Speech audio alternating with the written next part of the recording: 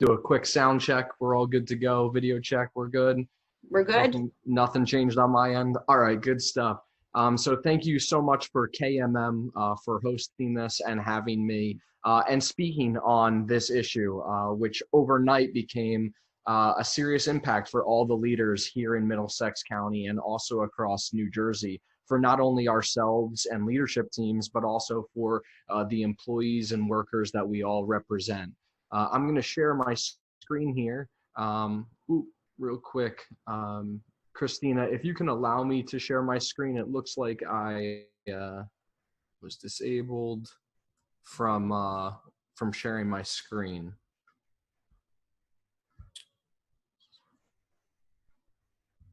Okay, looks like you're all set. All set now. Here we go. Share this. Boom. All right, let's hide these meeting controls. Cool. So once again, thank you for this. I am Anthony DeGraw, the Director of Partnerships at Domain Computer Services. We are located on Corporate Drive in Cranberry, New Jersey. So we're part of that warehousing district over there. And once again, appreciate KMM for having me on. Today, Christina had asked me to talk on what are the tactics, what are the items that Domain is doing as a company here in Middlesex County to keep our employees engaged, continue to evolve our culture for the new normal that we're in, and also how are we protecting mental health or actually understanding mental health in our organization across all different departments. So with that being said, let's get into those specific tactics. So these are the actions and activities that we've put in place at Domain for culture and mental health of all of our employees. I can say very clearly we are not an expert on this. That's why KMM is bringing on an expert in mental health after me. But what I can say is that we are proactively, constantly evaluating what we're trying to do to make sure that we're maintaining that culture for our employees. This is a comprehensive list of everything we've done over the last 2.5, 3 months now. And it's evolving. So nothing that I'm going to state here ever is just maintaining or sticking in place. Things have had to evolve over time as we got more and more accustomed to what we're doing. The number one thing that I can tell you that every leader should be doing in their organization is listening and asking questions.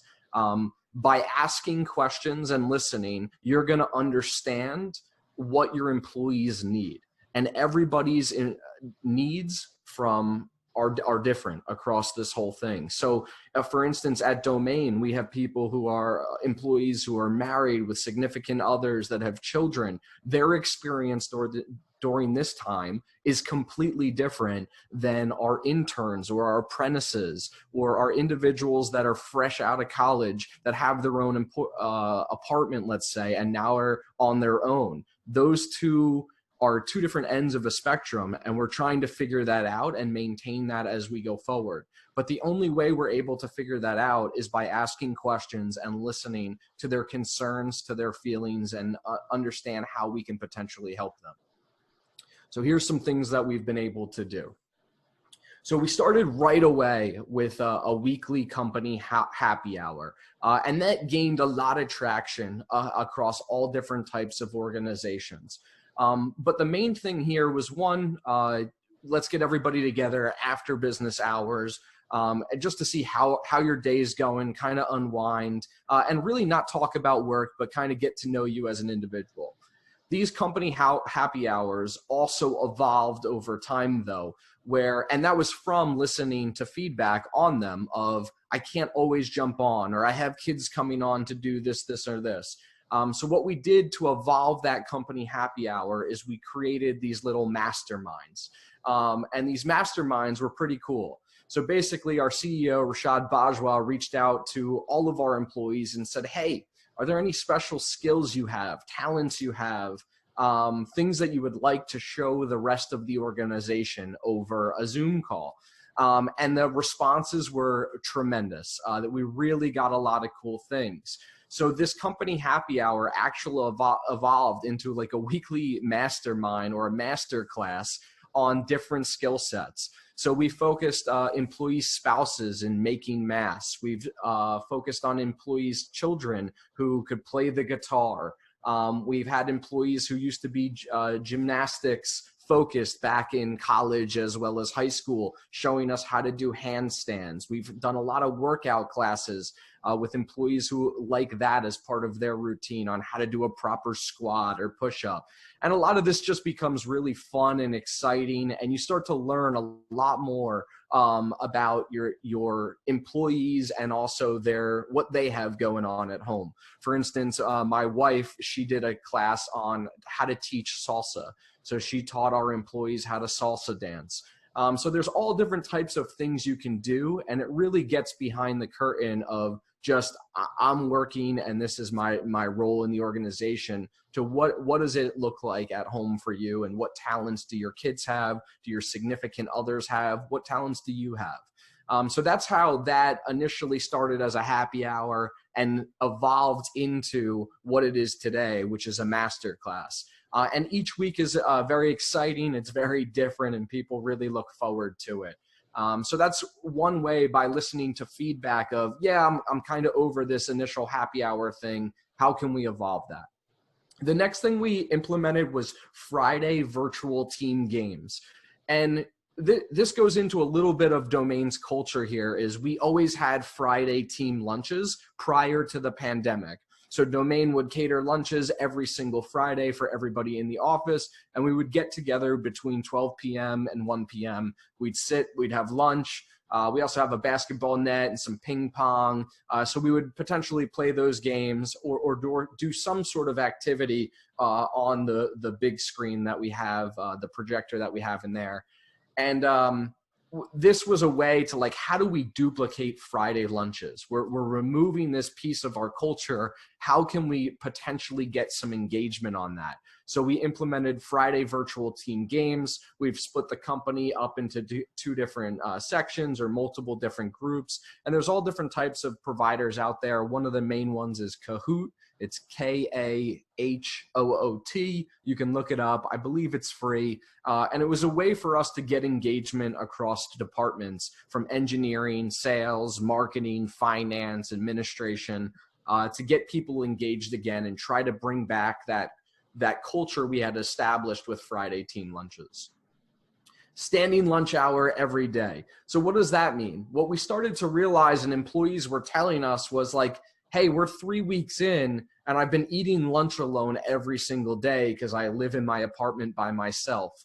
And part of culture in any organization, right, is lunchtime, going out to lunch together, ordering something in, sitting around the tables and just talking about non-work stuff or different things that are going on in the world.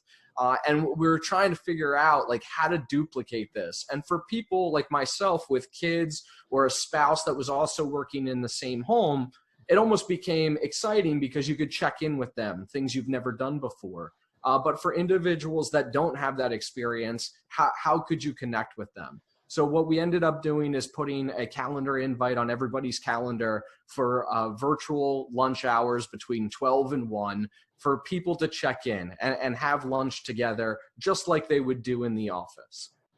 The next one I'm going to go to is daily and weekly team check-ins. We got this from our engineering department. On a weekly basis, they do daily check-ins as well to understand the day and where things are progressing and whatnot. But they would also do a weekly check-in with their team, and they would ask their team to say, from a mental health level, where are you on a 1 to a 10? And they could monitor this data point, 7, 8, 4, 6, every single week to see, are people going down? Are people increasing? And then if they are on a path downwards, how can we then take them one-on-one and understand what their feelings are like? What can we do to assist them? Is it work-related? Is it personal-related? And how can we help them? And this has allowed us to truly understand where each employee is on a week-to-week basis, which I think is very important. from a sales and marketing team perspective, what we've been doing is taking on a weekly basis, sometimes twice a week, a check-in, not only around work and projects and things that we have going on, but trying to take 10 to 20 minutes of that, separating away from work and saying, what's going on in your life? Who's been affected from you? What can we do to help? How is your family? What are you looking forward to? These are all things that are trying to separate out and truly understand where the employee or where everybody's head's at. And the number one thing that I can recommend here is that the leadership, the people having these meetings, also have to be open and transparent. You're not going to get other employees to open up and truly talk to you about what is going on if you're not also doing the same thing. So a lot of times I'll take the lead on that and tell them exactly mentally where I'm at. What am I feeling? What are some of the different things I'm dealing with from my personality traits? For instance, a lot of people on our marketing team are introverts, and they have a different way of expressing themselves. I'm obviously an extrovert. And one of the big things I've been battling is I'm not out and about, meeting new people, going to events, doing certain things. I'm stuck in my house, in a bedroom, whatever the case may be. And that is affecting me. So by leading with that type of knowledge for them, it's allowed them to express to us what they need. So that's highly recommended as check-ins. You could do them daily, you could do them weekly, but I highly recommend you do them at least. You check in and you separate not only work, but also what are they doing personally? What are they looking forward to? How can you potentially help them? And you'll find out a lot of things about these individuals that you may not have known prior to the pandemic happening. Then the final item on this page is space and flexibility to take time off and away from work. So we're an IT company, no doubt about it. And so the transition to work from home for us was a little bit easier than most organizations because we're used to this. We're set up with laptops and all the different technology tools we need at the get-go prior to any of this happening. So we were set up a little bit better than most organizations who had all of a sudden figure out how to get everybody to work from home productively. But what we found out in that time, because we're also IT and serving clients all across the state, is that we needed to help them figure out how to work from home. So our, what we call tickets or support requests, went through the roof. They quadrupled overnight. So all of a sudden that puts a ton of load on your engineers and your dispatch team and your account executives and everybody that's involved in that process. And we had to just take it. We had to do that for 2 to 3 weeks of just solid, every single one of our clients, helping them out, expanding our hours. So we had to acknowledge, and the engineering team did a phenomenal job of understanding and monitoring the load on each individual, the load on the company as a whole, understanding and communicating that we're all in this together, that everybody is experiencing this, highlighting the successes and the teamwork every single day for about 3 weeks. And then we started to notice that we were starting to catch a breath. People were starting to get caught up and were now more productive and didn't need as much help from us as they had in the past. And with that being said, the engineering team started to understand, like, hey, let's give some people, a lot of individuals, the entire team, let's start to strategically give them breaks, 4-hour breaks, a day off, strategically, so without affecting their PTO and all of this, just so they could get the mental bandwidth back. They could take a pause, and they didn't have to think about, this is going to affect my vacation time or sick time or anything like this. So I would say constantly evaluate where your team is, where's their head at. And by doing those daily and weekly check-ins on bullet point number 4 here, you'll understand truly where they are. And maybe you can tell them, hey, you know what? Today I want you to end your day at 3 o'clock. I want you to take the last 2 hours and just take time for yourself. This will really go a long way in your employees and exactly what they're feeling within the organization, and help them with the mental health around everything that's going on. This last bullet point, number 5 here, when discussed with our sales and marketing team, was the number one thing that they appreciated we had done.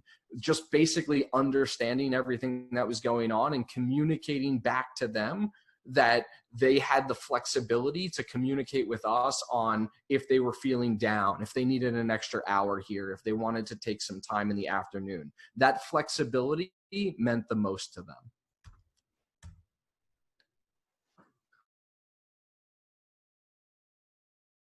I know I'm going for a little while here, just to make sure we're covering this. And one of the big things I want to let you know is a lot of these things are free. I think almost everything I have listed here is free. It really just took effort from our team to understand and implement. So we did a book club on the sales and marketing side. Books and podcasts have always influenced what we've done, how we approach the marketplace. And we thought it would be a great time to have the team members decide on a book and start reading it through different chapters. So we've picked a book, and we determine a time frame and the number of chapters we want to read, and then we all come back on a scheduled call bi-weekly, I would say, and talk about those. And it's really cool to see the insights that others have when reading the same book as you. So highly recommend the book club. Very easy tactic to implement, and another way to have a conversation that's not just about the daily activities of work.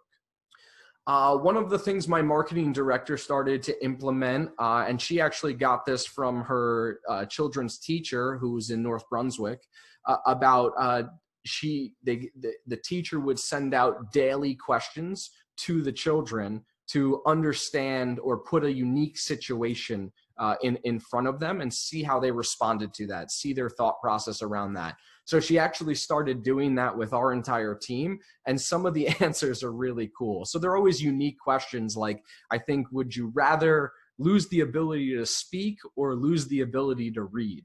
And just understanding how each person responds, how they're thinking through those different things, what they value more, is just a unique way to get motivation and moving early in the morning. So highly recommend just a unique chat feature, whether you're using Google Chat or Microsoft, and you have Microsoft Teams, or you have Slack. There's all different types of providers. But we've really noticed an increase in engagement with our team when we started the day with a unique question that they could answer. Another thing that I implemented, which I heard on a podcast, was just a open office concept, right? We all went to these open offices where there's more flexibility, more movement, more collaboration. And then all of a sudden we got dispersed to our homes or our living situations. And we're really trying to figure out, we're all like in these silos, and a lot of collaborations no longer happening. So what I heard on a podcast, which I thought was a great idea, is instead of just having Zoom meetings about a specific thing, and Zoom fatigue, which started to increase and is real, and there's a lot of articles written on Zoom fatigue. What I opened up was just an open Zoom meeting, and in our chat, I went to our team and just said, hey, I'm opening up my Zoom link. I'm going to be on there. I'm going to be working on X, Y, and Z. You're more than happy to jump on as well. We can work together. And I said, hey, my kids are probably going to be in the background. There's probably going to be some kind of kid show on the TV. But anyway, this is what I'm working on. Feel free to jump on as well. And what we noticed with that is, one, we started to get more collaboration. As I'm working on whatever I'm working on, and my marketing director or somebody on our marketing team is sitting in the Zoom meeting right next to me, all of a sudden I was able to ask that question again that normally I would have just popped up and walked over, asked, and left. So that increased the collaboration. It also showed our team members like into the lives of kind of the craziness of working from home with kids, and start to get that understanding of what we're doing. So open Zoom calls, I thought was a really good idea. Hey, I'm going to be on from 10 to 11 a.m. Feel free to pop on, and we can kind of work together. And then finally, final post on here is, if you can, do social media posts focused on your employees and what they're doing while they're at home. You can definitely check out Domain Computer Services on Facebook and see some of the different things our employees, their families are doing. What are some of the skills they're learning? We've had everything from interior design to unique foods, authentic foods from their countries that they're learning how to make. We've had a lot of things around the kids and what the kids are up to. We've had great pictures lectures are around pets and animals and different things that the kids are passionate about or what their families are made up of. And then we share those on our social sites to not only show the rest of the state and everybody that engages with us what we're doing and who we really are as humans, but also to spotlight those employees and how much they actually mean to us.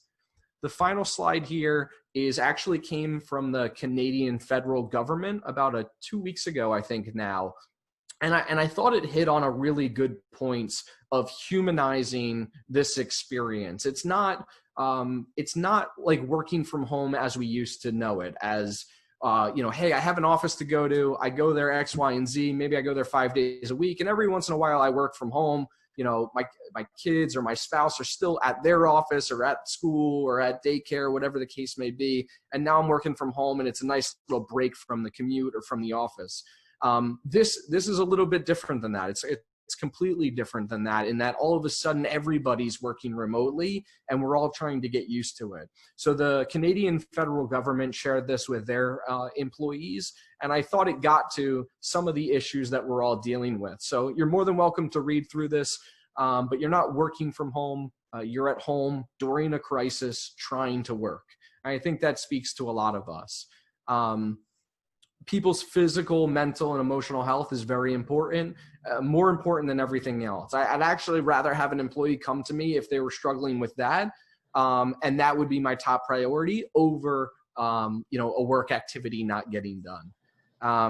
Our productivity, I think, is a really good case study. I'm interested in the research that comes out after this, but just personally, you notice I'm going on at 7 or 7:30 a.m., which is different than the 8 or 8:30 that I used to get in, and you're going longer, or maybe you're ending a little bit earlier, but then from 8 to 10 p.m. you're back on.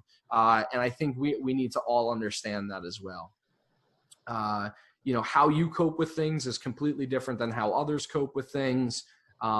We shouldn't be judging anybody right now based on their situations. Everybody's dealing with something different. Everybody's getting affected by the virus, the pandemic, in a different type of way. And this is another big one, point 6 here. Your team's success will not be measured the same way it was when things were normal. A lot of us have KPIs, key performance indicators, or different metrics that we're measured by, that were all normal for pre-pandemic. And all of that kind of got tossed around and jumbled. And I think everybody's trying to figure out, like, how do we keep people accountable? How do we still measure success during this time and make it fair and right for everybody? So that's what I have on this. I appreciate you guys giving me the time. Once again, we're not experts in this. We're constantly evolving this, changing things. The final thing I would leave you with is, as we all start to return to a new normal, as stages in New Jersey, I think we're about to go into stage 2 from the governor, Phil Murphy here. I think we are allowed 25 people to get together. Our CEO and myself and our leadership team are starting to try and figure out ways to start to bring people back together in a safe, productive way, and even test those things. So I'll give you an example of something that we're thinking about is a socially distanced barbecue, where we stay outside of our warehouse. Almost everybody's in a parking spot, or 6 to 12 feet apart, and we all get to see each other's faces We have the proper protective equipment. Maybe we can do it around some food and just kind of bring back that Friday lunch or just that in-person feel to get everybody to come back together, and also test, how do people respond to this? When we do this, is it safe? Do people act the right way? Is everybody acting as an adult? And then therefore be able to script, how do we introduce people back into the office, and what does that look like? So think about that as you go through here. Happy to answer some Q&A after our next presenter, and more than welcome to reach out to myself or KMM to get these slides or talk to me further about any of these items. Thank you all.